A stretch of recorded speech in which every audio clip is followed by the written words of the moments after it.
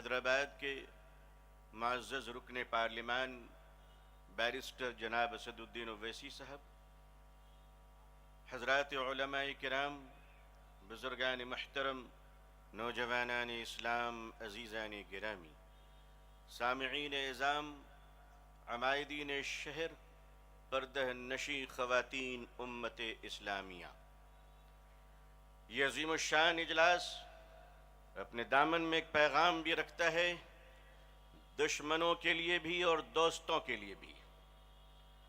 دشمنوں کے لیے بھی بڑا پیغام ہے کہ تم ہوش میں آ جاؤ، جو مسلمانوں کے ہاتھوں میں جب شریعت اسلامی صلی اللہ علیہ وسلم کے چراغ روشن ہوں گے تو اے اندھیروں، تمہارا ظلم کتنی بھی طاقتور کیوں نہ ہو، تمہاری موت پھر یقینی ہے۔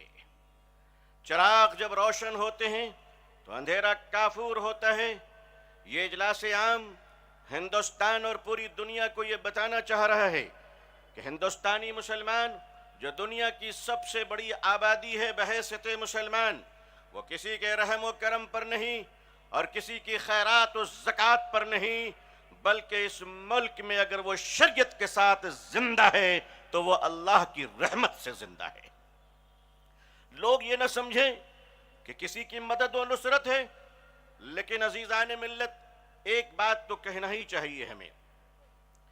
جتنے لوگ یہاں تشریف فرما ہیں، ہم سب ہندوستانی ہیں اور سیمنٹڈ ہندوستانی ہیں۔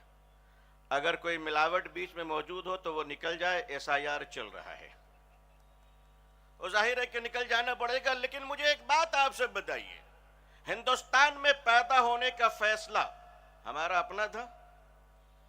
آپ میں سے کسی نے درخواست دیا تھا اللہ میاں کو کہ ہم ہندوستان میں پیدا ہونا چاہتے ہیں؟ اگر کسی نے دیا تھا تو وہ صاحب کشف و کرامت اٹھ کر ذرا اپنے پرنور چہرے کی زیارت کرا دے تاکہ ہم چائنیز مال کو پہچان سکیں۔ یا ہر قسم کے ماڈل موجود ہیں۔ اللہ تعالیٰ کو کسی نے درخواست نہیں دی کہ ہم ہندوستان میں پیدا ہونا چاہتے ہیں۔ پھر بتاؤ مسلمانوں، ہندوستان میں پیدا ہونے کا فیصلہ یہ ہمارا ہے، یہ ہمارے خدا کا ہے۔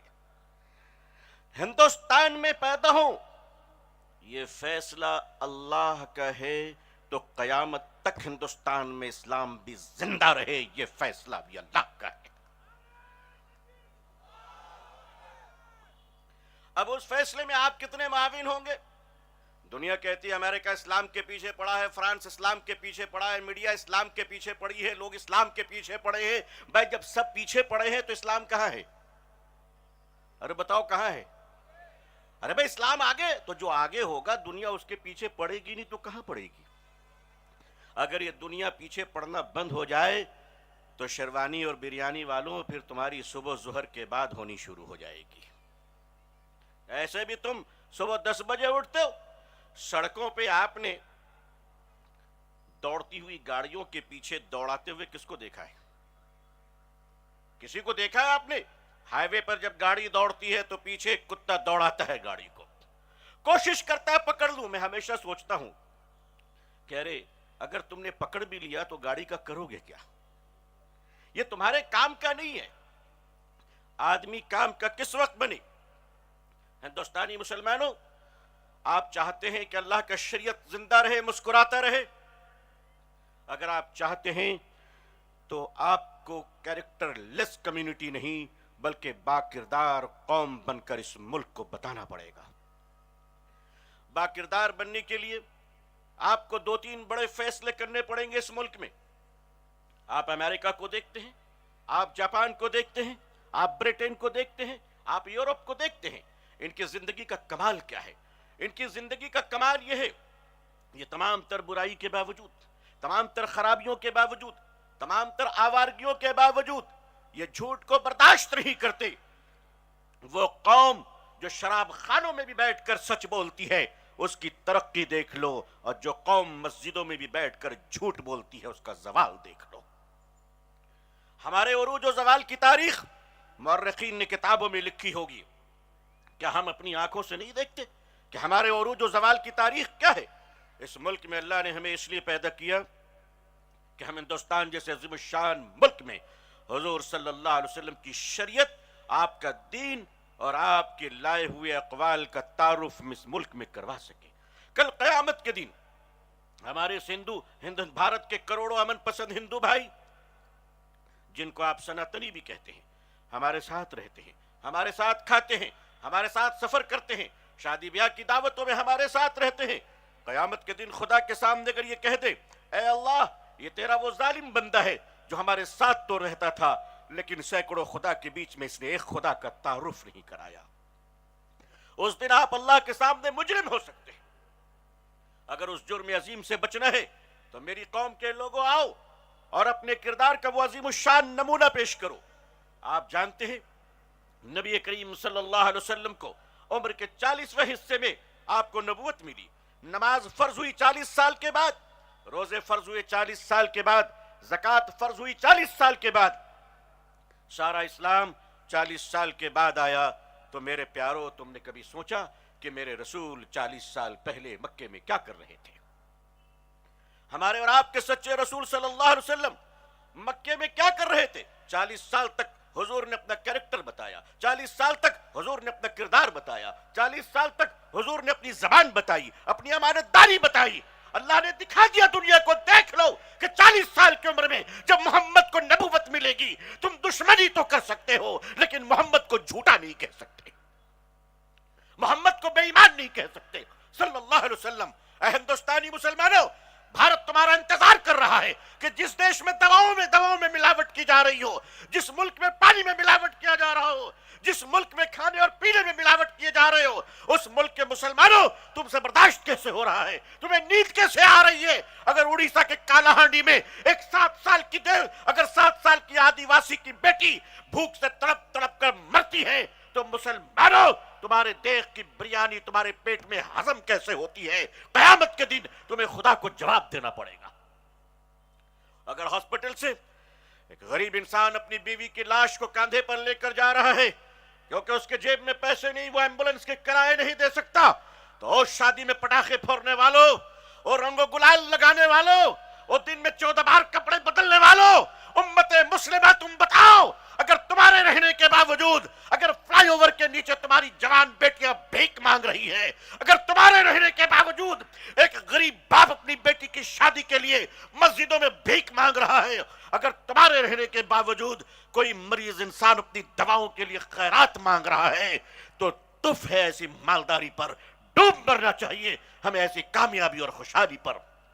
آقا صلی اللہ علیہ وسلم کی امت کے لوگوں، یہ ملک تمہارا انتظار کر رہا ہے۔ اس ملک کے ہندو بھائی نہ کل دشمن تھے نہ آج دشمن ہیں، بلکہ محبت کے پودے زمین پر نہیں انسان کے دلوں میں اگا کرتے ہیں۔ ایک بار ان پودوں کو اگا کر تو دیکھو۔ 1858 میں اسی ملک میں ایک شخص آتا ہے جو 1858 میں لکھنؤ میں ایک پریس لگاتا ہے، پنڈت نول کشور جی۔ وہ پنڈت نول کشور جی جن کے دوستوں میں حجت الاسلام مولانا قاسم نانوتوی ہوا کرتے تھے، جن کے دوستوں میں حضرت مولانا عبدالحی فرنگی محلی ہوا کرتے تھے، جن کے دوستوں میں مولانا فضل حق خیر آبادی ہوا کرتے تھے، وہ قرآن کی خدمت کرنے والا عظیم انسان اسی بھارت کا ایک ہندو پنڈت تھا جس نے بتا دیا کہ اگر صداقت رہے گی تو وہ صرف تمہاری نہیں بلکہ ہماری بھی ہے۔ میرے قوم کے بزرگوں، نوجوانوں، یہ رات کے 2 بجے تم چائے پیتے ہو اور کمر ہلا ہلا کر اپنے عروج کی داستاں سنتے ہو۔ آخر یہ بتاؤ کہ ہمارا ماضی تو بہت شاندار ہے، ہمارے حال کو کس نے لوٹ لیا ہے؟ ہمارے حال کو کس نے مجبور کیا ہے؟ اور مسلمانوں، راتوں میں جلدی سونے کی عادت ڈالو تاکہ تمہارا دن ظہر کے بعد شروع نہ ہو، فجر کے پہلے شروع ہو۔ میری قوم کے نوجوانوں، اپنے کیریکٹر کو ٹھیک کرو۔ آج نشہ نے تمہارے گھروں کو برباد کر دیا ہے، آج تمہاری بیٹی تک کے ہاتھوں میں نشے پہنچ گئے ہیں۔ میری قوم کے بزرگوں، آپ کو اپنے نوجوان نسلوں کی فکر نہیں ہوتی ہے۔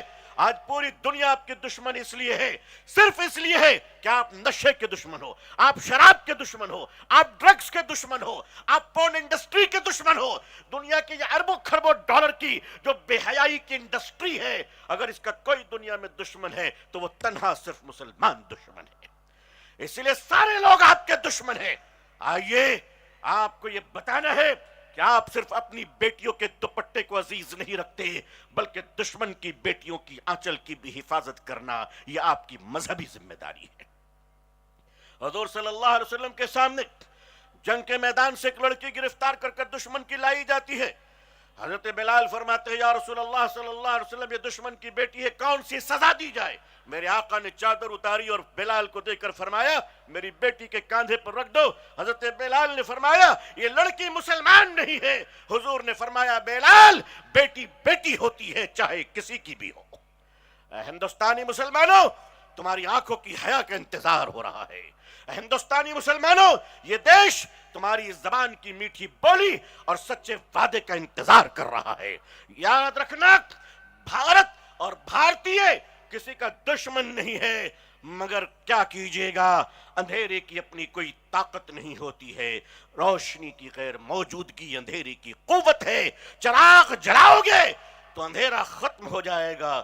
اسی لیے بچپن سے ہم یہ سنتے آئے ہیں کہ بجلی آ گئی تو اندھیرا چلا گیا، کبھی ہم نے یہ نہیں سنا کہ اندھیرا آیا تو روشنی چلی گئی۔ اے اجالوں کے محافظ، آئیے اس ملک میں نفرت کی گفتگو کا نفرت کا جواب نفرت سے نہیں ہے۔ ہمیں ان گفتگو کو نظر انداز کرتے ہوئے اہل سیاست اپنی سیاست چمکا رہے ہیں۔ ہم نے اس ملک میں دیکھا ہے کیسے کیسے لوگ آئے اور چلے گئے اور آگے بھی آئیں گے اور چلے جائیں گے، اس لیے کہ زمین کی حکومت بدلتی ہے، کائنات کا خدا کبھی نہیں بدلتا ہے۔ لوگوں، آپ اپنے کردار کو بدلنے کا فیصلہ کر لو۔ اور مسلمانوں، تمہارے کاروبار میں سندھی اور پنجابی گجراتی اور لالا کی نقل نہیں کی جائے گی، سود خوروں کی نقل نہیں کی جائے گی۔ اور محمد کے غلاموں، تمہارے کاروبار میں عبد الرحمن بن عوف کی نقل کی جائے گی۔ تم اپنے کاروبار کو مسلمان کیوں نہیں بنا لیتے؟ تم اپنی زندگیوں کو مسلمان کیوں نہیں بنا لیتے؟ بہرحال یہ ملک آپ کا انتظار کر رہا ہے، کہیں ایسا نہ ہو کہ یہ ملک آپ کا انتظار کرتے کرتے وقت ختم ہو جائے اور مسلمان مجرم قرار پائے۔ آج کا یہ جلسہ صرف ملک کو نہیں، ہمیں اور آپ کو بھی پیغام دے رہا ہے کہ اپنی ذمہ داریوں کو نبھا لو اس سے پہلے کہ شام ہو جائے۔ اللہ پوری دنیا میں ہم سب کے ایمان، جان، مال، عزت و آبرو کی حفاظت فرمائے۔ اللہ خوش رکھے، آباد رکھے، اپنی دعاؤں میں یاد رکھیے گا۔ والسلام علیکم ورحمۃ اللہ وبرکاتہ۔